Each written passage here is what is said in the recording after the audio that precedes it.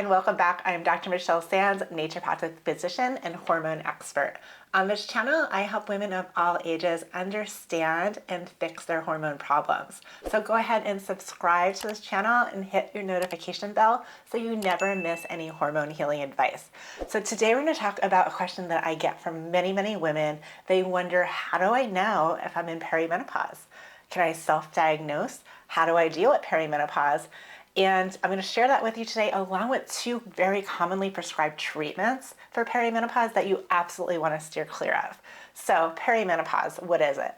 It's not a diagnosis, it's actually a process. It's a gradual kind of transition period between your reproductive years and menopause. There's not really a specific one test to determine if you've entered perimenopause. What you can do is you can take into consideration many things, including your age, your menstrual history, and what symptoms you are currently experiencing.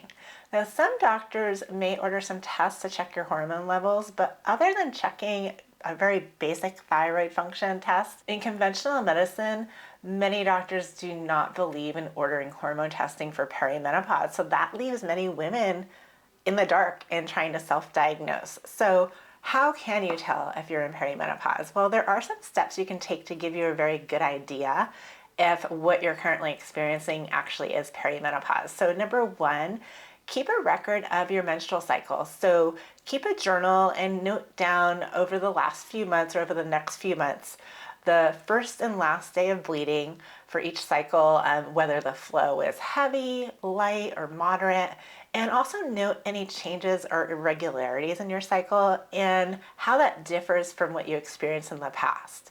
Number two, you also want to make a list of any symptoms that you're currently experiencing and include symptoms that you even believe are not related to your hormones, because many women are super surprised to find out that symptoms like tingling fingers or ringing in the ears or joint pain or high cholesterol are actually related to hormone deficiency. So if you are noticing that you have some skipped or irregular periods, you notice that your flow is different, or that you have symptoms like insomnia, fatigue, hot flashes, weight gain, low libido, mood swings, vaginal dryness, and you're over the age of 30, chances are you're probably in perimenopause. So what can you do?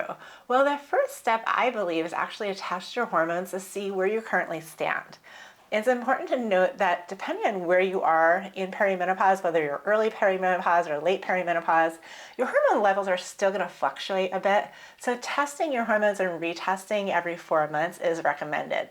Now, if you do get a test that comes back showing that you have depleted levels of estrogen or progesterone or testosterone, there's no better time than perimenopause to start replacing those levels back to optimal. So what are your options if your levels are low? Well, you have bioidentical hormone replacement therapy. Topical bioidentical estrogen is one of the most effective, or actually is the most effective treatment for relieving perimenopause and menopause symptoms, things like bone loss, hot flashes, insomnia, night sweats. And depending on your personal history and your health, we'll always recommend the lowest possible dose of estrogen to provide symptom relief while you're in perimenopause. Now, you should also get progesterone to maintain optimal hormone balance, whether or not you have a uterus. Many doctors falsely believe that progesterone is really only needed for uterine health, and that can't be farthest from the truth. We now know that progesterone is very crucial for our mood, for our brain health, for our bone health, for healthy skin and hair, for gut motility, and so much more. So be sure that you're getting progesterone to balance out your estrogen. In addition to topical hormones, vaginal hormones can be very helpful.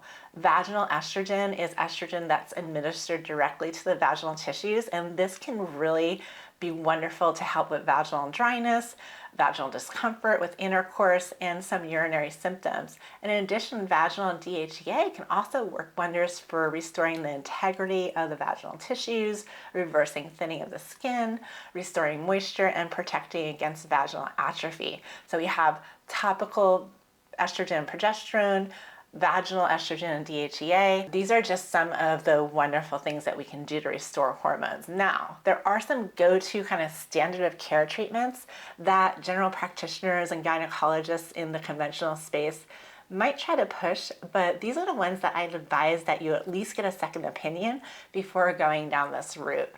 These treatments include things like antidepressants. So certain antidepressants that are related to the class of selective serotonin reuptake inhibitors, or SSRIs, are so commonly prescribed for perimenopause and menopause symptoms. And I recommend declining this treatment unless you actually do need an antidepressant for a mood disorder. If you are just simply feeling tired, anxious, moody, and these symptoms coincide with changes to your menstrual cycle, chances are you're not suffering from a SSRI deficiency, you're suffering from a hormone deficiency, and the answer is not antidepressants, it's replacing your hormones. Along those same lines, gabapentin is a very strong drug that is approved for seizure treatment, but it's also really commonly prescribed to treat symptoms of hormone decline. And this drug has been involved in many lawsuits over the past few years due to its really harsh side effects, such as respiratory failure and memory loss. So before deciding on any treatment, I really advise talking to your doctor about your options and the risks and benefits involved in each. And be sure that you're working with someone who specializes in perimenopause and menopause care, because a very, very small percentage of doctors are actually trained to treat women in perimenopause and menopause. So those are your kind of medical things. But as you enter the perimenopause transition, there's some tweaks you can make to your lifestyle that can really go a long way in easing the symptoms of perimenopause and promoting good health as you age. So these lifestyle tips can be used alone or in conjunction with bioidentical hormone replacement to really enhance its benefits. So number one, if you're sexually active, you really want to consider every time you have intercourse to use an over-the-counter water or silicone-based vaginal lubricant. You want to choose products that don't contain glycerin because these can be irritating to the sensitive tissues. And there's an old adage that really rings true in this area. If you don't use it, you lose it. Staying sexually active actually helps maintain your vaginal health by increasing blood flow to the vagina. So sometimes the best remedy for a low libido is actually more sex. Number two, eating healthy. This goes without saying. We all understand the importance of a healthy diet, but it's even more important as we enter perimenopause because the risks of osteoporosis and heart disease increase at this time. So you want to really adopt a high fiber, high healthy fat, and high protein diet. So you want to eat a diet that's rich in colorful fruits and vegetables. This is going to help support overall health. And you want to avoid alcohol and caffeine as much as possible because these can be triggers for symptoms like hot flashes and insomnia.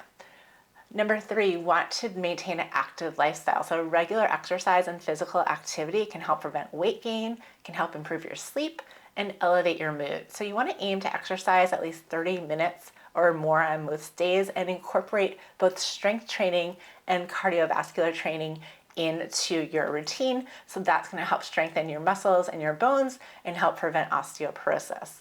Number five, you want to get enough sleep. Keeping a consistent sleep schedule, having a sleep routine, dimming the lights, really honoring that sleep is going to set you up for a better metabolism and better health going forward.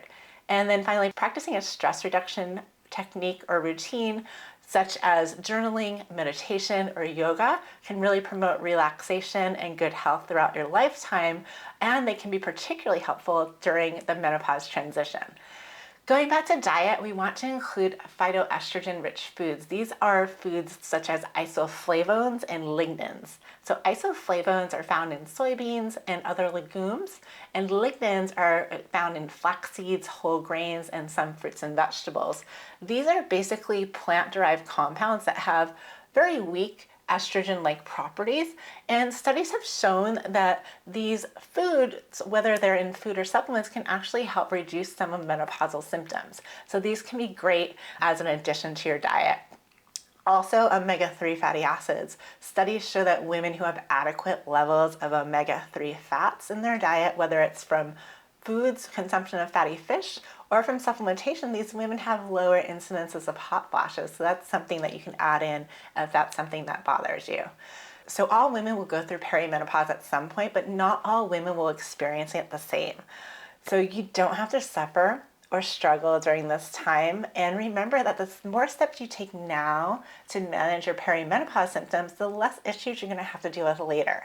So be sure to check out this video for even more natural solutions to menopause and perimenopause. Thanks for watching, and I will see you in the next video. Bye-bye.